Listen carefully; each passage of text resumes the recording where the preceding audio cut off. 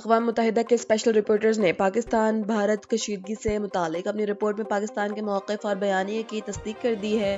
اقوام متحدہ کے ماہرین کی جانب سے جاری رپورٹ میں پہلگام حملے کی مذمت کرتے ہوئے ذمہ داروں کو قانون کے مطابق سزا دینے پر زور دیا گیا، جبکہ رپورٹ میں واضح کیا گیا کہ پاکستان نے حملے میں ملوث ہونے کی تردید کی اور غیر جانبدار اور شفاف تحقیقات کا مطالبہ کیا۔ رپورٹ کے مطابق بھارت پہلگام حملے میں پاکستان کے ریاستی سطح پر شمولیت کے قابل اعتبار شواہد پیش کرنے میں ناکام رہا، جبکہ دہشت گردی کے نام پر یک طرفہ فوجی طاقت کے استعمال کا کوئی الگ حق تسلیم شدہ نہیں۔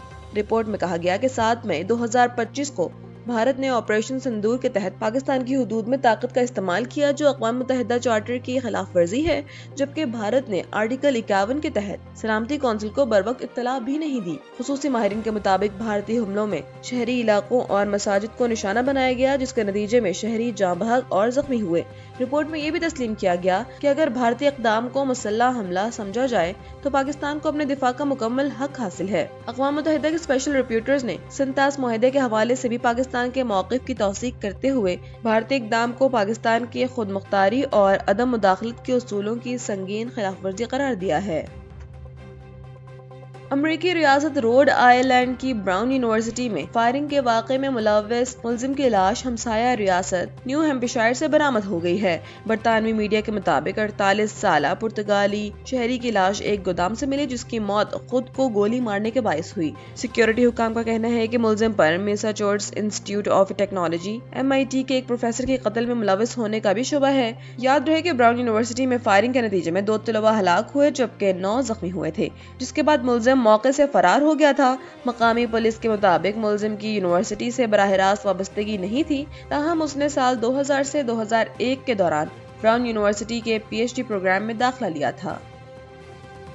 برطانیہ میں لڑکوں میں عورت دشمنی کے ابتدائی علامات کی شناخت کے لیے 20 ملین پاؤنڈز کا ٹیچر ٹریننگ پروگرام شروع کر دیا ہے۔ اسکولوں میں صحت مند تعلقات اور آن لائن خطرات سے متعلق تعلیم لازمی ہوگی، جبکہ متاثرہ رویوں کے حامل لڑکوں کے لیے خصوصی اصلاحی پروگرامز متعارف کرائے جائیں گے۔ وزیر اعظم کیئر سٹارمر نے کہا کہ وہ چاہتے ہیں کہ ان کی بیٹی ایک محفوظ تعلیمی اور آن لائن ماحول میں پرورش پائے۔ دبئی اور ابوظہبی کے مختلف علاقوں میں گرج چمک کے ساتھ موسلا دھار بارش کے باعث معمولات زندگی متاثر ہوئے ہیں۔ دبئی میں ملازمین کے لیے ورک فرام ہوم نافذ کر دیا گیا ہے، جبکہ نجی اداروں کو بھی ریموٹ ورک پالیسی اپنانے کی ہدایت کی گئی ہے۔ گلوبل ولیج این دبئی اور اسکائی ڈائیو دبئی عارضی طور پر بند کر دیے گئے ہیں۔ دبئی پولیس نے شہریوں کو غیر ضروری سفر سے گریز کرنے کا مشورہ دیا ہے، جبکہ موسمی صورتحال کے باعث 7 پروازیں منسوخ اور 15 تاخیر کا شکار ہوئی ہیں۔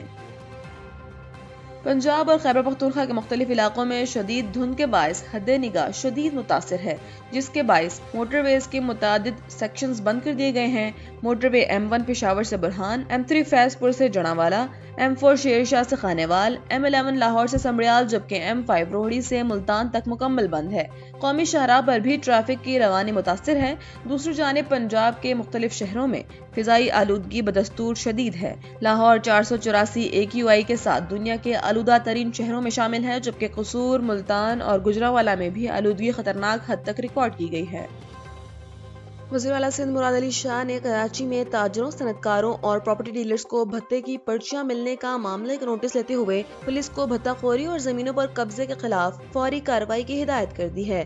ایسوسی ایشن آف بلڈرز اینڈ ڈیولپرز کے وفد سے گفتگو میں وزیر اعلیٰ نے کہا کہ بھتہ خوری اور قبضہ مافیا کسی صورت برداشت نہیں کیا جائے گا۔ ماضی میں بھی بھتہ خوروں کا خاتمہ کیا گیا، اب بیرون ملک بیٹھے عناصر کو بھی وفاقی حکومت سے رابطہ کر کے پکڑا جائے گا۔ وفد نے بھتہ خوروں سے متعلق پرچیاں اور فون نمبرز وزیر اعلیٰ کو فراہم کیے، جن پر کارروائی کی یقین دہانی کرائی گئی۔ MQM کی مرکزی کمیٹی نے کراچی میں بھتہ خوروں اور تاجروں کو ہراساں کیے جانے کے واقعات پر شدید تشویش کا اظہار کیا ہے۔ ترجمان MQM پاکستان کا کہنا ہے کہ تاجر، صنعتکار اور بلڈرز ایک منظم سسٹم کی فرعونیت کا شکار ہیں اور MQM تاجروں کے فیلڈ مارشل اور وزیر اعظم سے کیے گئے مطالبات کی مکمل حمایت کرتی ہے۔